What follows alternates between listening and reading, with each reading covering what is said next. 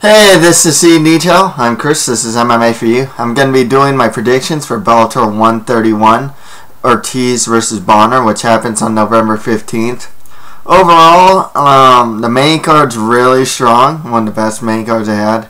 Surprisingly weak prelim card. I would have actually imagined they would have beefed it up. I don't really see anyone that would... Unless I'm mistaken and there's some really hidden gems in here, I don't really see anyone that would be considered like this. Like, oh, maybe you should watch out for this prospect. A lot of guys actually fighting out of the Explode Fight series, and they're just... That series is notorious for... a series, that organization... it's really well known for can crushing, pretty much. Prelims not that great. Main card though pretty good. Let's get started. Okay, in the main event we have Stephan Bonnar versus Tito Ortiz. This one's actually really hard for me to call. I've actually gone kind of back and forth on it. Stephan Bonnar has a 15-8 record, 3 wins by KO or TKO, 7 wins by sub. He also has 3 losses by KO or TKO. He's 37 years old. He last fought in October 2012 against Anderson Silva. He's a brawler with strong cardio. He's very resilient, got a good chin. His Brazilian Jiu-Jitsu is actually pretty strong. His takedown defense... maybe not the greatest, and his stand-up defense definitely is a guy that could, that is very hittable. Tito Ortiz, 17-11 record with 1 draw, 8 wins by KO or TKO, 4 wins by sub. He also has 4 losses by KO or TKO and 2 losses by submission. He's 39 years old. He is a former UFC light heavyweight champion. He's got good wrestling, strong ground and pound. Really underrated Brazilian Jiu-Jitsu and submission grappling game, actually. His boxing's actually improved. I would, it's still kind of slow, but like I'd say it's within the average now. It's just kind of slow, but it's definitely a lot better than way back when. He has a surprisingly good chin, actually, despite the fact that he has some losses by KO or TKO. He's kind of weak to the body. That's the thing. When he gets hit in the body, a couple times against like Lil Nog or Rogerio Nogueira, he got TKO'd. Knee to the body from Rashad Evans.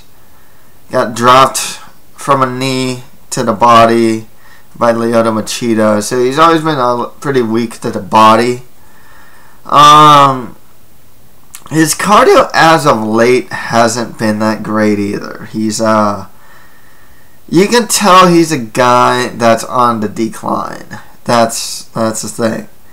With that said, I mean, this is pretty hard to call. I mean, Stephan Bonnar was getting taken down in UFC 100 against the likes of Mark Coleman,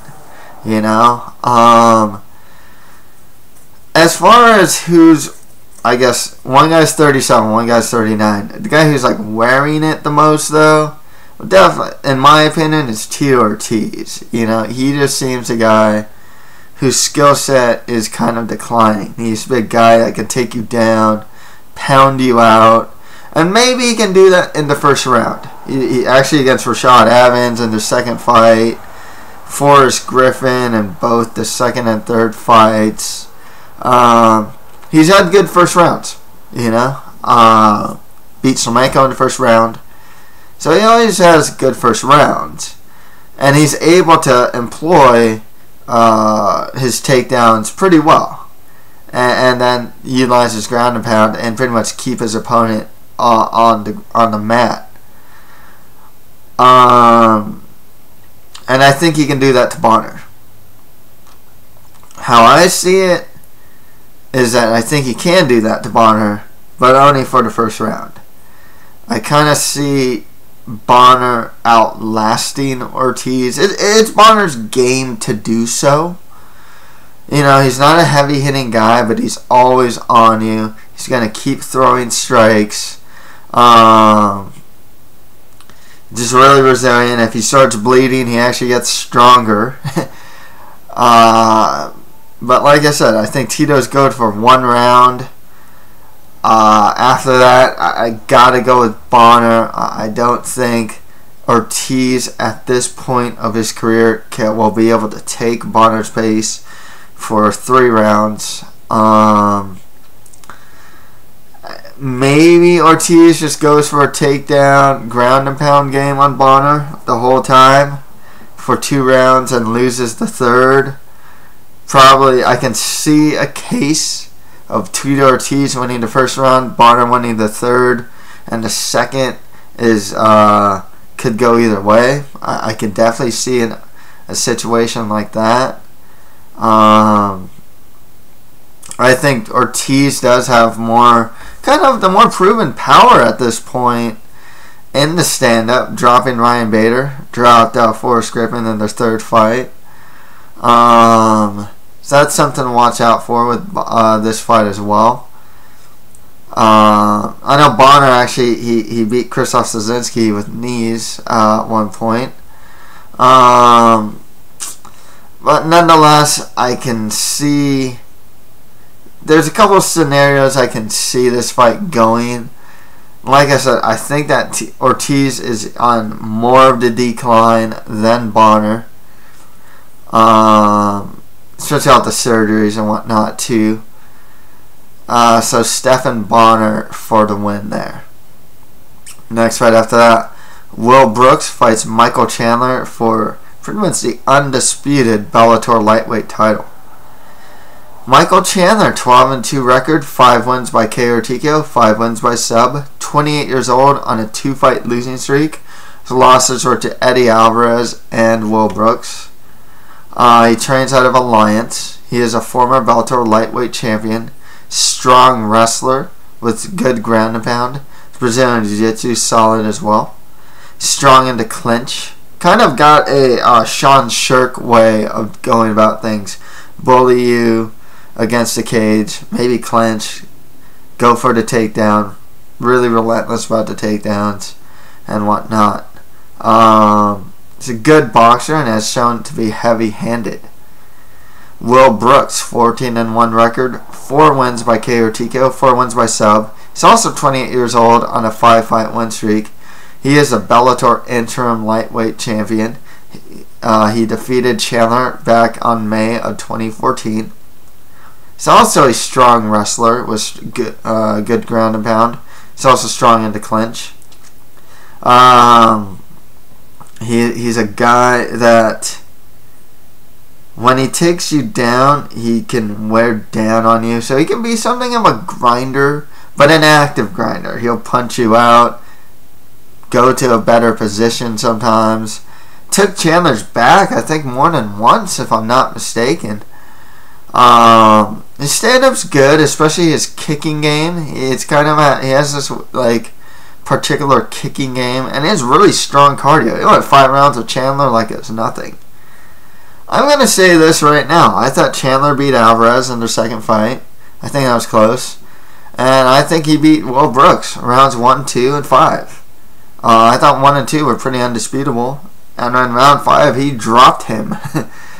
And so I was actually kind of surprised about that decision to give that to Will Brooks. I mean, I can see it, I guess. I wouldn't say it's a robbery by any stretch, but I thought Chandler had him. And that was the worst Michael Chandler I've seen. There was an argument in that fight, though, for Will Brooks. Round 3, 10-8 round, because he almost finished him. I think it was round 3. So this one's hard to say because Will Brooks, I've always been high on Will Brooks. I speak very highly of Will Brooks. But I'm also very high on Michael Chandler. So So this one's really hard for me to say. You have two really good wrestlers. I think Chandler might be the better pressure fighter. That might win him some points. He's kind of shown to be the more heavy-handed fighter, as I said. Even in round 5 of their fight, he managed to drop Will Brooks. As far as who the better wrestler is, I mean, they both kind of showed in the last fight, I mean, that they're both really good wrestlers, and they're both capable of taking each other down and keeping each other down. That was another notable thing. I didn't like Chandler's strategy of giving up his back to get off from the bottom against Will Brooks. I hope that's something that changes. I think Chandler might have the better chin of the two. So with that said, I'm gonna go with Michael Chandler to win that one. Tough fight for me to call. Can either go Will Brooks' way if their first fight was any indication. It was a close fight. It could have, I think many thought it could have gone either way. I had it personally for Chandler. That doesn't really matter, actually, but, Michael Chandler for the win here. Next fight after that, Muhammed King Mo with Lawal fights Joe Vedepo. Vedepo is taking this fight on short notice. He has a 17-8 record. 7 wins by KO or TKO, 7 wins by sub. He also has 4 losses by KO or TKO and 2 losses by sub. 32 years old on a 3-fight win streak, training out of ATT. He usually fights at 185, but he's fighting at 205 for his fight. He's a good wrestler, as shown in his last fight against Davin Clark, with good ground and pound. Stand-up's average, it's not bad, it's not great. One thing about Joe Vedepo, though, he's very game and he's very resilient. King Mo, 13-4 record with 1 no contest, 10 wins by KO or TKO, 3 wins by decision. He also has 2 losses by KO or TKO. He's 33 years old.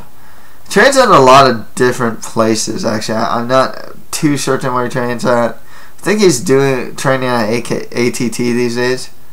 Did I say AKA with Vedepo? I meant ATT. Okay. So with King Mo, he is a former Strikeforce light heavyweight champion. He's a strong wrestler with good top control, really strong ground and pound. He has good boxing and some heavy hands as well.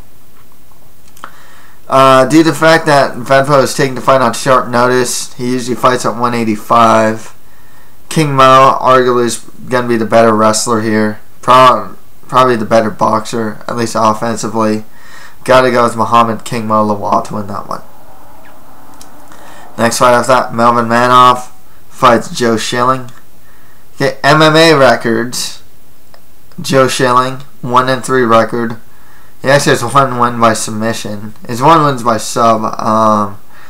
He also has 3 losses by submission. He's 30 years old. Height difference here. Schilling is 6'3", whereas Manhoef's 5'8".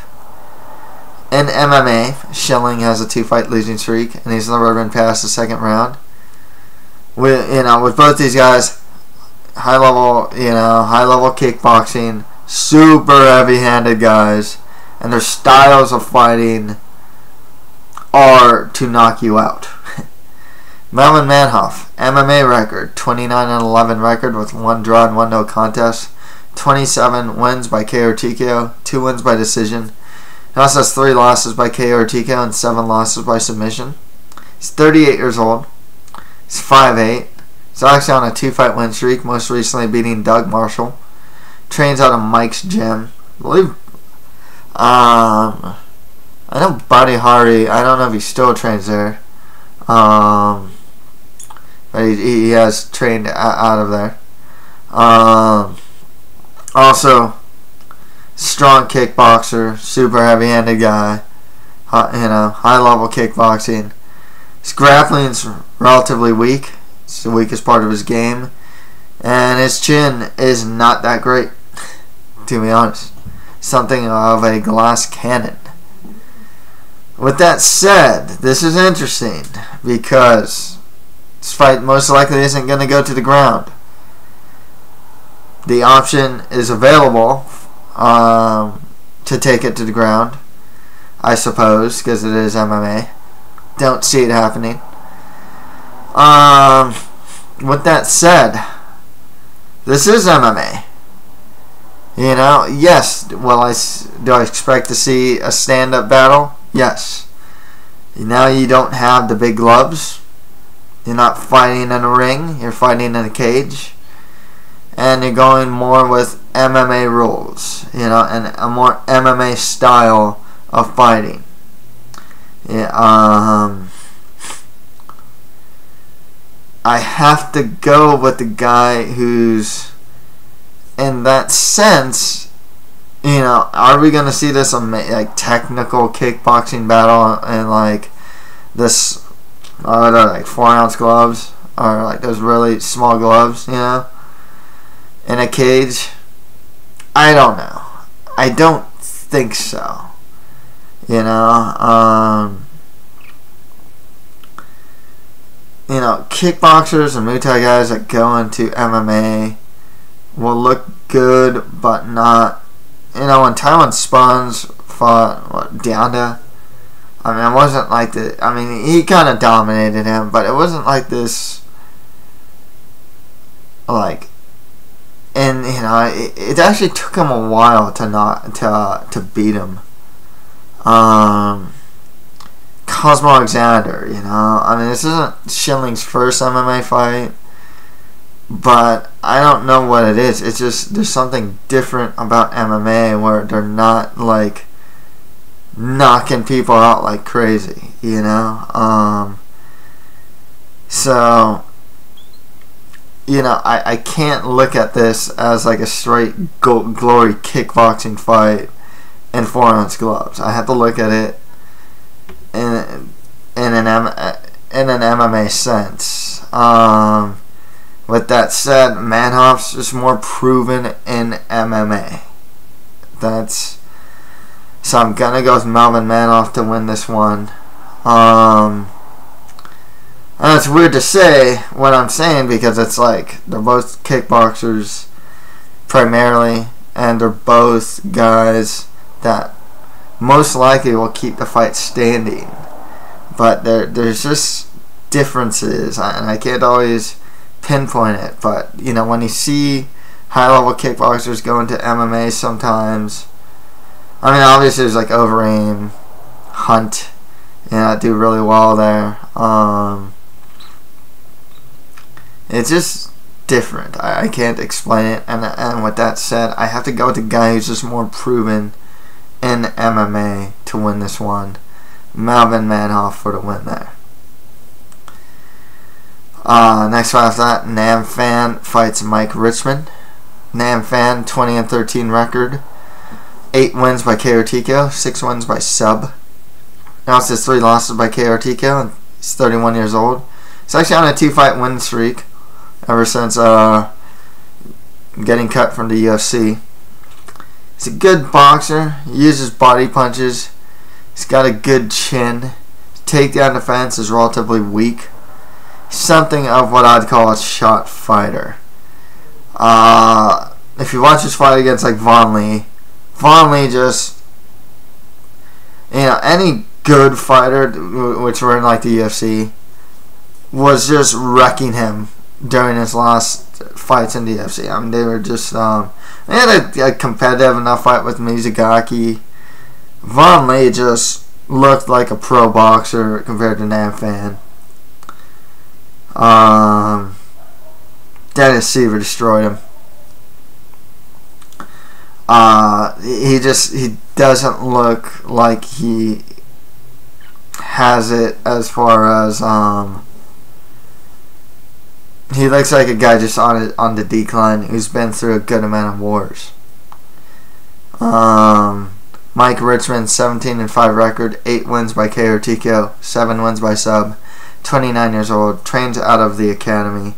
Not too sure he trains out of there anymore, actually. I know Rose Namajunas used to train out of there. I want to say even Pat Barry may have trained out of there. I don't think so anymore though. But he is a good kickboxer. Really heavy-handed guy, man. That guy knocked out Ed West out cold in his last fight. He's always pushing forward.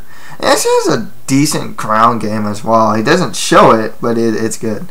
With that said, I gotta go with Mike Richman here. I think at this point he's gonna be the better striker, heavier-handed fighter. If he wants to take the fight to the floor, he probably could and do some damage there as well. But nonetheless, Mike Richman for the win. Okay, on to the prelims. Man, I don't know half these guys, to be perfectly honest with you. Didn't really watch video of these guys. The first prelim is actually not too bad, though. Kyle Bolt fights AJ Matthews. I want to say AJ Matthews Filipino, too. Matthews, 6-3 record, 4 wins by KO or TKO, 2 wins by decision. 26 years old, on a 2-fight losing streak. Kyle Bolt, 8-3 record, 3 wins by KO or TKO, 5 wins by sub. Also has 2 losses by KO or TKO and on a 2-fight win streak. He is a finisher. Usually I don't pick the guy on the win streak. I remember reading some good stuff about Matthews, and the few things I've seen from Matthews has always looked pretty decent. I'll go with AJ Matthews for the win there. Next fight after that, Ron Henderson fights Jonathan Santamaria. Well, Santamaria has a 2-0 undefeated record, 1 win by TKO, 1 win by decision. Trains out of Rain. All 2 of his pro MMA bouts were in the Explode Fight Series. Once again, I have to point that out because that organization is known to have some for like can crushing and whatnot. There's a lot of very lower level guys fighting out of Explode. Sometimes they'll have one good guy and he's just wrecking a bunch of cans, you know. Ron Henderson, also all of his bouts are also in the Explode Fight Series. He has a 3-0 undefeated record, 1 win by TKO, 1 win by sub. He does train out of Black House. I'll go with the guy training out of the Black House here, Ron Henderson, for the win. Who knows? Like, some of these guys, these 2 are undefeated. Maybe they're good unknown prospects. Both of them to train at good gyms, you know. I'll go with Ron Henderson for the win there, though. Next fight after that, Jordan Bailey fights Alex Higley. Higley, 2-1 record, 2 wins by TKO. He has 1 loss by TKO, so he's a finisher who's never been past the second round. Jordan Bailey, 4-1 record, 1 win by TKO, 3 wins by sub. Also a finisher. I'll go Jordan Bailey for the win there. Next fight after that, Nick Garcia fights Matthew Ramirez. Know nothing about these guys. I know that Ramirez has a 1-0 undefeated record, with his 1 win being by a submission in the first round. With Nick Garcia, 7-3 record, with 1 no contest, 2 wins by KO or TKO, 4 wins by sub. It's on a 5-fight win streak. Gotta go with the guy with more experience, Nick Garcia, for the win there. Andy Murad fights Bubba Pugh. I have seen Andy Murad. I believe he lost to, one of these days he lost to Ricky Rainey in Bellator. So I have seen him. Andy Murad, 8-2 record, 3 wins by KO or TKO, 1 win by sub. I think he was that guy. Not 100% sure. I should have double checked. He's on a 2-fight win streak though. Bubba Pugh, 3-2 record, 1 win by TKO, 2 wins by sub. He is a finisher. Go with Andy Murad for the win there. And I have actually seen Rolando Perez. So Rolando Perez fights Mark Vorgeas. Vorgeas, 5-2 record, 4 wins by submission, 1 win by decision. Trained out a sub fighter, which is actually really close to my house. Not really close. It's actually like a 30-40 minute drive from my house, but it's like a local. Rolando Perez, 7-4 record, with 1 draw, 1 win by TKO, 3 wins by sub. He's on a 3-fight win streak. Funny thing about Rolando Perez, he actually fought in the WEC, and he's actually fought Jose Aldo back in WEC 38. That said, I'll go with Rolando Perez for the win there. Next fight after that, don't know anything about these guys. Butler fights Joao Faria. Faria, 0-1 record with his one loss being by TKO. Butler, 1-0 undefeated record with that one being a first round submission. I'll go with Butler for the win there. So to recap on the main card, Stephan Bonnar over Tito Ortiz, Michael Chandler beating Will Brooks, Muhammed Lawal over Joe Vedepo, Melvin Manhoef beating Joe Schilling, Mike Richman over Phan. On the prelims, A.J. Matthews over Kyle Bolt, Ron Henderson beating Jonathan Santamaria, Jordan Bailey over Alex Higley, Nick Garcia over Matthew Ramirez, Andy Murad beating Bubba Pugh, Rolando Perez over Mark Vorgeas, and Butler beating Joao Faria. So that's it for my predictions for Bellator 131, Ortiz versus Bonnar. If you have any comments, just leave them below. And that's it for MMA for you. Thank you guys very much.